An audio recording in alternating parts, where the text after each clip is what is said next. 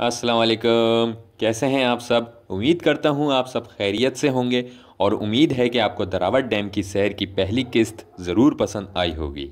तो अब हम दरावत डैम पहुंच चुके हैं। हमारी आंखें हर हरकत करती चीज़ पर ठहर रही हैं। दरावत डैम बुनियादी तौर पर ज़रूरी ज़रूरियात को पूरा करने के लिए दरियाए नाई बरान पर बनाया गया है। इस डैम में पानी मानसून की बारिशों से जमा होता है। इस डैम की तामीर का आगाज़ मार्च 2010 में हुआ और 9 मार्च 2013 के दिन उस वक्त के सदर पाकिस्तान जनाब आसिफ अली जरदारी ने इस डैम का इफ्तिताह किया। दरावत डैम 820 फुट लंबा और 141 फुट ऊंचा है। दरावत डैम में 1,20,000 एकड़ फुट तक 3 साल के लिए पानी जमा करने की सलाहियत है। दरावत डैम का कंट्रोल वापडा के पास है। इस साल मानसून में अच्छी बारिशें हुई। अगर ये डैम ना होता तो पानी का बेशतर हिस्सा मलीर नदी से होता हुआ समंदर में जा गिरता। डैम की दीवार के पास से किसी परिंदे की आवाज़ सुनाई दे रही है।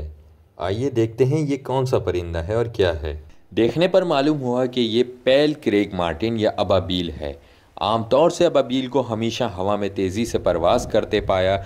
करीब से देखने पर मालूम हुआ कि ये अबाबील का बच्चा है जो हाल ही में घोंसले से निकला होगा। इसे इसके माँ बाप बार बार अबाबील की मरगूब खुराक कीड़े मकोड़े लाकर दे रहे थे। पैल क्रेग मार्टिन कीर्थर के पहाड़ों में अपना घोंसला बनाती है। अबाबील की ये नस्ल पाकिस्तान से लेकर मॉरितानिया बर्रे आज़म अफ्रीका तक पाई जाती है। ये यहाँ का मुकामी परिंदा है और ये हिजरत नहीं करता। खुराक के हसूल के लिए ये अबाबील तेजी के साथ हवा में गौते खाती, चंद लम्हों में डैम के पार होती और दूसरे लम्हे में ये हमारे ऊपर से गुजरती हुई अब वापस अपने बच्चे के पास आ जाती। फिर अबाबील के बच्चे ने भी एक जुस्त में लंबी सी उड़ान भरी और वापस अपनी जगह आकर बैठ गया। इसी दौरान दूर आसमान पर 2 नुक्ते नमूदार होते दिखाई दिए। दूरबीन से देखने पर मालूम पड़ा कि ये यूरेशियन ग्रिफिन वुल्चर या गिद्ध हैं। कीर्थर के मुकामी गिद्ध की नस्लें तो 90 की दिहाई में ही ख़त्म हो गई थीं। ये सर्दियों में हिजरत करके आने वाले गिद्ध की नस्ल थी। ये गिद्ध खुराक की तलाश में निकले हुए थे। गिद्ध मुर्दा जानवर खाते हैं जिसके लिए ये आसमान पर मुतवातिर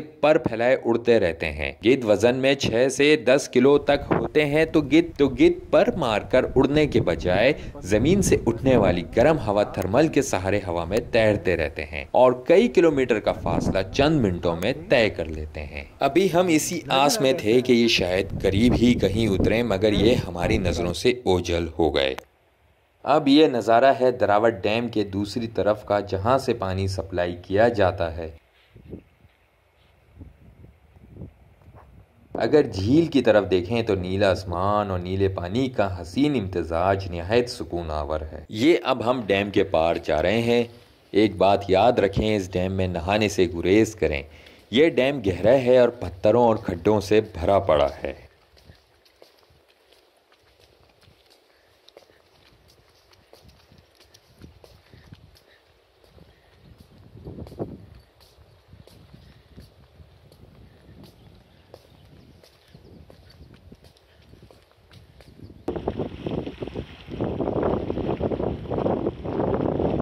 डैम के किनारे से झील का नज़ारा निहायत दिलकश है। पानी निहायत साफ और किसी भी किस्म की आलूदगी से पाक है।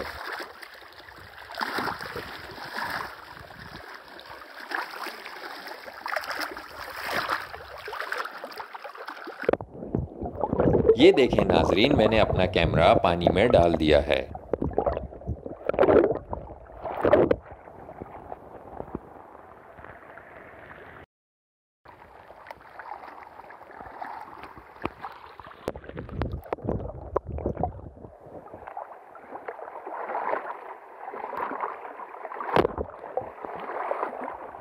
ये मेरे दोस्त हैं जो बारबेक्यू की जगह तलाश कर रहे हैं। यहाँ एक बात का ख़ास ख्याल रखें, ये इलाका जंगली हयात का मस्कन है और यहाँ जहरीले सांप पाए जाते हैं जो अपने आप को इस माहौल में कैमोफ्लाज करने की सलाहियत से लैस हैं। हमारी किस्मत अच्छी थी कि हमारा यहाँ किसी भी किस्म के सांप से सामना नहीं हुआ। तो यहाँ एहतियात करें और सांपों से फासला बरकरार रखें। अगर सांप दिखाई दे तो बजाय सांप मारने के आप अपना रास्ता बदल लें, क्योंकि हम जंगली हयात के मस्कन कीर्थर नेशनल पार्क में है। यहाँ शिकार करना, जंगली हयात को नुकसान पहुँचाना कानूनन जुर्म है। ये अब हम पहाड़ी पर आ गए हैं जहाँ से झील और सामने के पहाड़ों का निहायत हसीन नज़ारा दिखाई देता है। यहाँ अगर शब बसरी की जाए तो तुलुए आफताब के रंग और गुरूब आफताब के रंग निहायत दिलकश होंगे। रात के पहर में आसमान पर बिखरी कहकशाओं का नज़ारा किसी सहर अंगेजी से कम ना होगा। व्यूअर्स, तो मुझे ज़रूर बताइएगा कमेंट्स में कि आपको ये वीडियो कैसी लगी और मज़ीद इसमें क्या बेहतरी लाई जा सकती है।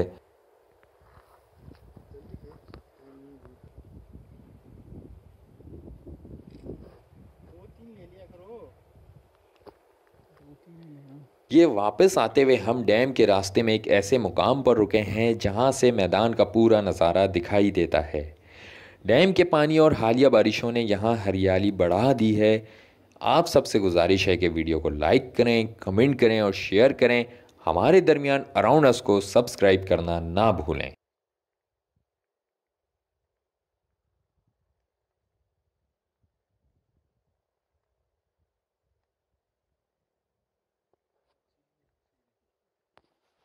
अब हम वापसी का सफ़र तय कर रहे हैं।